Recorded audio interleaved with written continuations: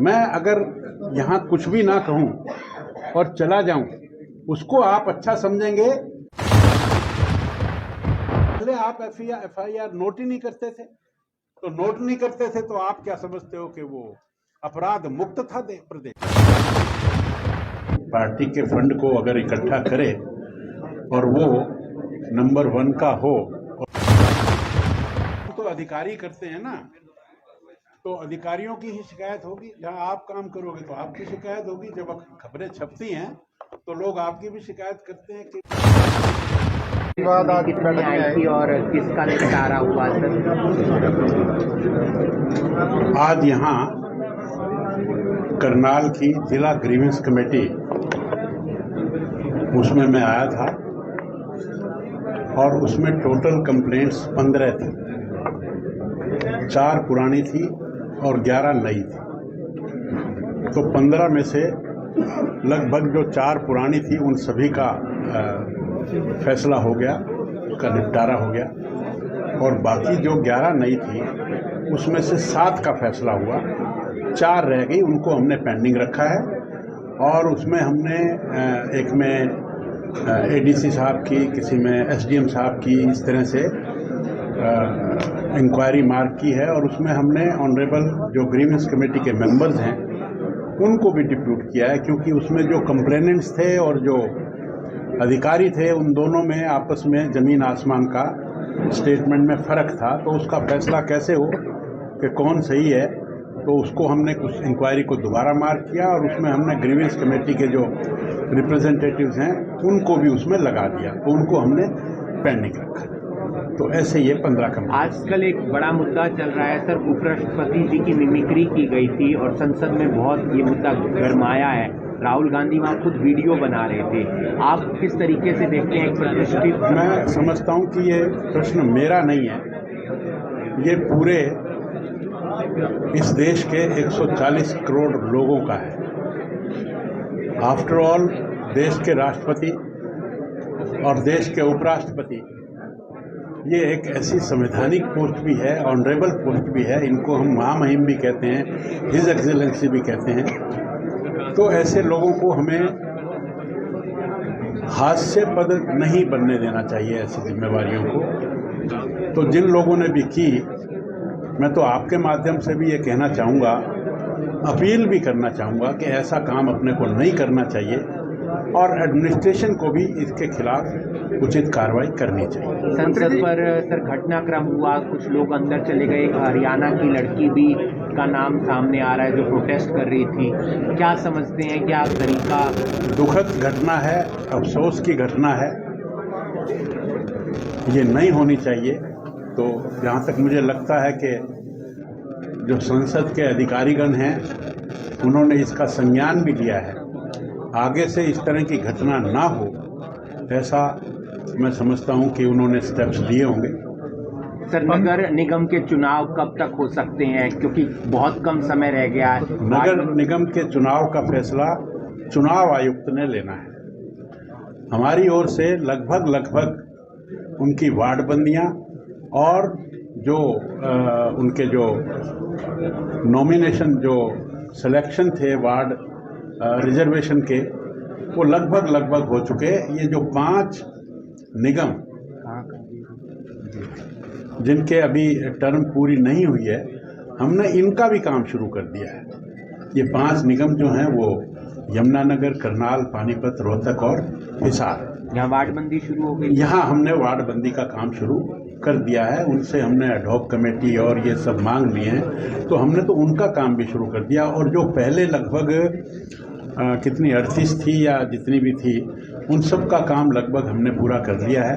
अब चुनाव आयोग जब भी चुनाव करवाएगा तो हम तैयार। समय पर अमित शाह आ रहे हैं और JP नड्डा जी आ रहे हैं हरियाणा, कोई उम्मीद ऐसी है कि कोई मिलेगी? और भी क्या, मैं समझा नहीं। गीता जयंती पे कल अमित शाह, ये बड़ी अच्छी बात है कि गीता जयंती, कुरुक्षेत्र धर्म क्षेत्र और गीता जयंती को अब हम अंतर्राष्ट्रीय लेवल पर हमने मनाना शुरू किया है।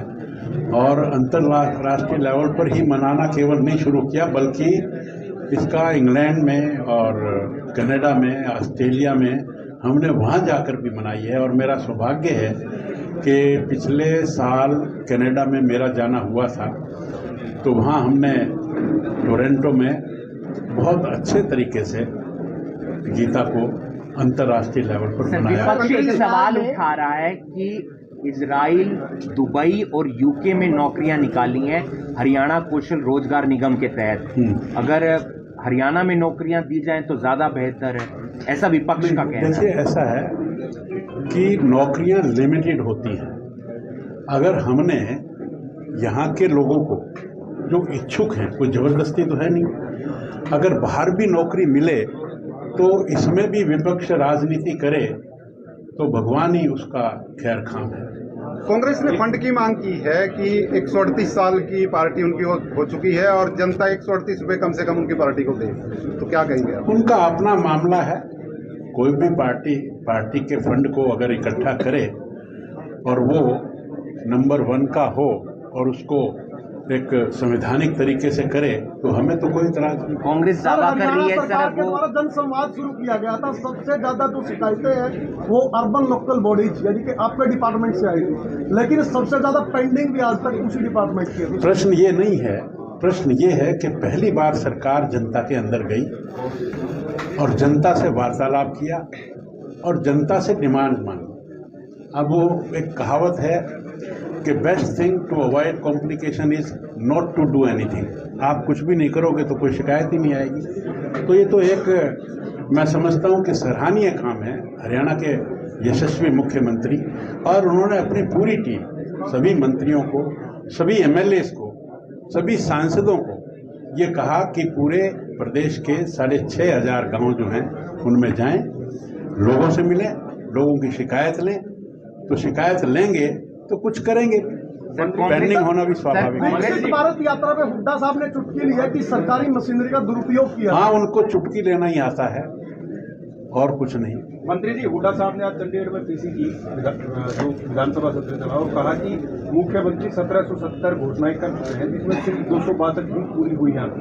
यानी ये सरकार सिर्फ घोषणाएं कर रही है, पूरी नहीं कर, सिर्फ 1500 घोषणाएं ऐसी। 262 हुई ना, उन्होंने कितनी की? देखिए, मैं अगर यहाँ कुछ भी ना कहूँ और चला जाऊँ, उसको आप अच्छा समझेंगे, या मैं ये कहूँ कि आप अपने काम बताइए और आपने 1000 काम बता दिए और 1000 में से मैं 100 काम भी कर जाऊं, तो मैं कुछ भी ना करूं, कुछ भी ना पूछूं, वो अच्छा, या 1000 में जो 100? वैल्यू ये नहीं है कि 900 पेंडिंग हुए, वैल्यू इस बात की है कि 100 तो हुए ना, 262 तो हुए ना। अगर वो ये काम ना चलाते, ना घोषणा करते, तो एक भी नहीं होना था। प्रश्न ये है कि हमें ये देखना चाहिए कि गिलास कितना भरा हुआ है, हमने कितना काम किया। हम काम करेंगे और डिमांड लेंगे तभी तो पेंडिंग रहेंगी ना। मुख्यमंत्री जी ने कहा है कि भूपेंद्र सिंह हुड्डा को पुत्र मोह छोड़ देना चाहिए। अब ये उन्होंने कहा है तो ठीक ही कहा होगा। आप किस तरीके से देखते हैं कांग्रेस की गुटबाजी को? आप एक राजनेता हैं तो मतलब गुटबाजी तो हमेशा ही खराब होती है। रोहतक में एक पूर्व मंत्री और ब्लॉक अध्यक्ष की भी बहस हुई है, वीडियो मुझे जानकारी नहीं। सर, 2015 में हरियाणा की धरती से बेटी बचाओ बेटी पढ़ाओ शुरुआत की गई थी, लेकिन एनसीआरबी की जो अभी हाल ही में रिपोर्ट आई वो कभी छुपाने वाली है। देखिए, बेटी बचाओ बेटी पढ़ाओ, मैं आपसे एक प्रश्न, वैसे तो मैं आपसे पूछने का अधिकारी नहीं हूं, लेकिन फिर भी उस समय जेंडर रेशो क्या था, आज जेंडर रेशो क्या है? उस समय लगभग 850 का जेंडर रेशो था, आज ये 925 को क्रॉस कर गया है। तो क्या हमारा नारा बेटी बचाओ बेटी पढ़ाओ ये ठीक नहीं है क्या? हमने 20 किलोमीटर के डिस्टेंस पे अनेक कॉलेज खोले। हमने कहा कि 20 किलोमीटर पे तो कॉलेज होना ही चाहिए, हमारी बेटियां पढ़नी चाहिए।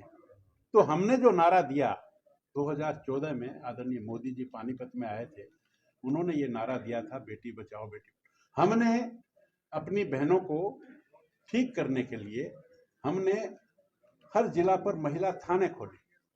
क्या वो नारा बेटी बचाओ बेटी पढ़ाओ का ये ठीक नहीं है क्या? आज हम पर दोष लगता है कि एफआईआर का नंबर बढ़ गया। अब पहले आप एफआईआर नोट ही नहीं करते थे, तो नोट नहीं करते थे तो आप क्या समझते हो कि वो अपराध मुक्त था प्रदेश? आज हमने नोट करना शुरू किया है। हमने बहनों को, माताओं को, बेटियों को, उनको कहा है कि बेधड़क होकर आए। उनके लिए हमने महिला थानों का प्रावधान किया है। तो एफआईआर तो बढ़ेंगी तो मैं समझता हूं कि न्याय भी होगा। सर, आज आप लोगों की व्यथा सुन रहे थे। 3 दिन सत्र चला, विधायकों ने अपनी व्यथा बताई कि अधिकारी हमारी सुनते नहीं है, फोन करते हैं तो कोई आता नहीं है। मुख्यमंत्री ने हालांकि कहा है कि रेस्ट हाउस में बुला सकते हैं। आपको लगता है कि अब ये स्थिति बदलेगी? पिछले 4 साल से लगातार विधायक कह रहे हैं हमारी सुनते नहीं है। स्थिति को कभी भी अगर जज करना है तो उसको पहले के कंपैरिजन में देखना चाहिए, मैं समझता हूँ। आज हम ग्रीवेंस कमेटी में आते हैं, आज कितनी ग्रीवेंस कमेटियां होती हैं, कितनी हम शिकायतें सुनते हैं, कितना हमने 15 तो वो सुनी, हमने सभी पार्षदों की सुनी। इसमें मैं ये नहीं दावा करता कि जितनी सुनी सबकी सब हो जाएंगी, लेकिन सुनी है तो कुछ तो हो। सर, जितनी भी शिकायतें थी सब में एक सिमिलरिटीज है, वो है कि अधिकारी जो है बार बार शिकायत के बाद भी कार्रवाई नहीं हो रही। जितनी भी शिकायतें यही आरोप। तो काम तो अधिकारी करते हैं ना, तो अधिकारियों की ही शिकायत होगी। जहां आप काम करोगे तो आपकी शिकायत होगी। जब खबरें छपती हैं तो लोग आपकी भी शिकायत करते हैं कि भी वो उन्होंने गलत खबर छाप दी, कभी कुछ कर दिया, कभी कुछ कर दिया। सबका धन्यवाद। जिला कष्ट निवारण समिति की आज करनाल में बैठक हुई, जिसमें स्थानीय निकाय मंत्री कमल गुप्ता पहुंचे और करीब 15 शिकायतें उनके सामने आज रखी गई। अधिकतर शिकायतों को जो मौके पर ही निपटाने का प्रयास किया गया और मीडिया से भी उन्होंने बातचीत की है। मीडिया के सवालों का, अधिकतर सवालों का उन्होंने जवाब दिया और कई सवालों पर वो बचते नजर आए। आप सभी से गुजारिश है इस खबर को आप ज्यादा से ज्यादा शेयर करते रहें। मैं हूं विश्वाल राणा, नमस्ते भारत न्यूज के लिए करनाल।